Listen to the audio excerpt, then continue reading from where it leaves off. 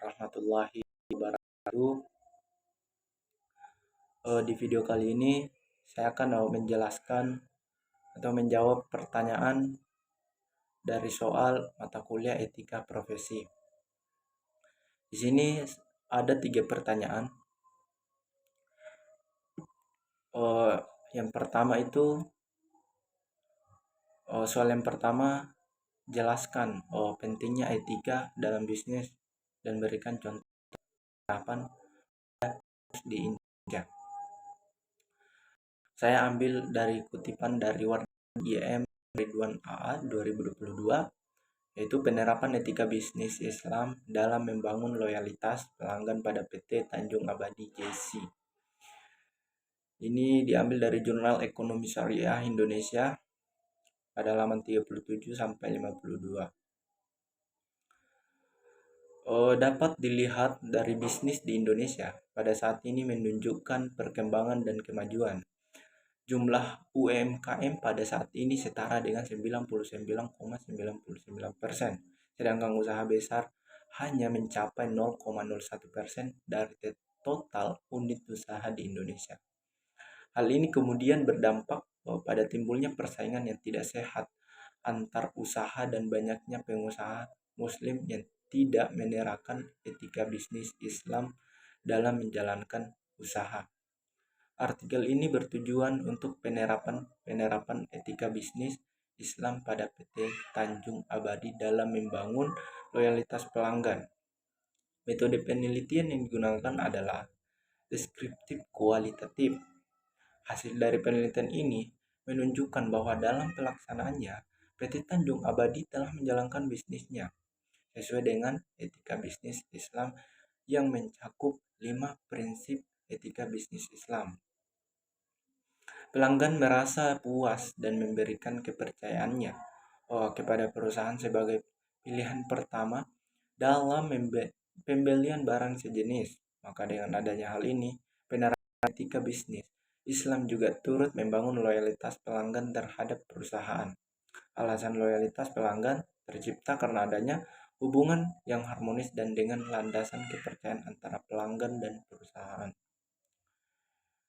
Terus yang soal itulah tadi jawaban dari soal pertama. Terus yang soal kedua, jelaskan pelanggaran etika bisnis yang sering terjadi di Indonesia dan contoh kasus, dan menurut saudara sanksi apa yang harus diberikan. Saya ambil dari kutipan dari Butar-Butar B 2019, yaitu peranan etika bisnis dalam bisnis, Jurnal Ilmu Manajemen Terapan, halaman 187 sampai 195. Nah, etika berbisnis ini bisa dilakukan dalam segala aspek. Saling menjaga kepercayaan dalam kerjasama akan berpengaruh besar terhadap reputasi perusahaan tersebut, baik dalam lingkup mikro maupun makro. Tentunya itu tidak akan segera memberikan keuntungan, namun ini adalah wujud investasi jangka panjang bagi seluruh elemen dalam lingkungan bisnis.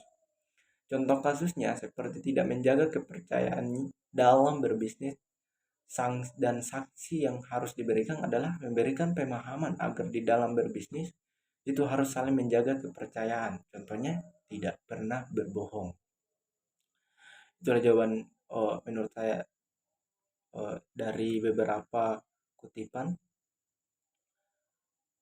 Terus yang di soal nomor 3, bagaimana cara kerja bisnis dari kedua perusahaan ini, IBM atau Johnson & Johnson? Mengapa kedua perusahaan ini masih dikatakan menggunakan etika atau bisnis yang baik?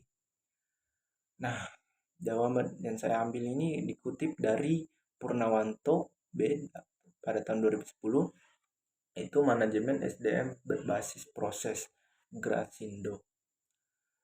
Yaitu seorang teman pengusaha memproduksi dan memasarkan produk rumah tangga berbasis plastik seperti kotak makanan dan keranjang. Desain produknya berkualitas dan trendy dari mesin buatan Jerman. Bahkan pendistribusian yang merata ke supermarket kelas atas telah menciptakan pertumbuhan penjualan amat pesat bagi perusahaannya.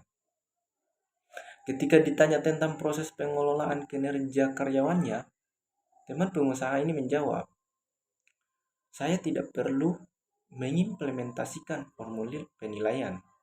Saya memiliki lebih dari 300 karyawan dan saya mengenal mereka dengan cukup baik. Pada akhir tahun, bersama dengan beberapa anggota direksi yang lain, kami cukup berdiskusi lalu bersama-sama menentukan kenaikan gaji dan bonus yang tetap bagi masing-masing karyawan.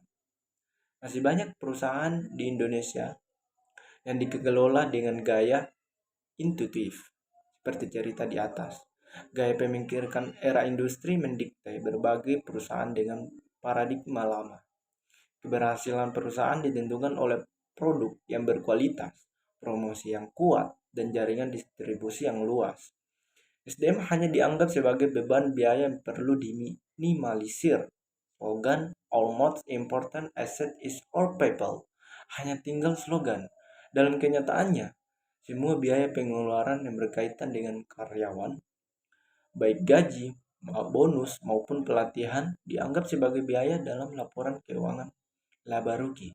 Seiring pesatnya perkembangan era informasi dan teknologi dewasa ini, kini mulai banyak perusahaan yang ingin mengubah paradigma namanya.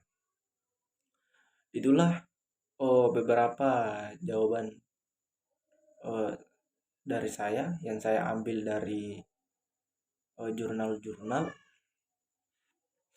Jika ada kekurangan dari saya atau jawaban, mohon dimaafkan. Eh, saya akhiri dengan ucapan Assalamualaikum warahmatullahi wabarakatuh.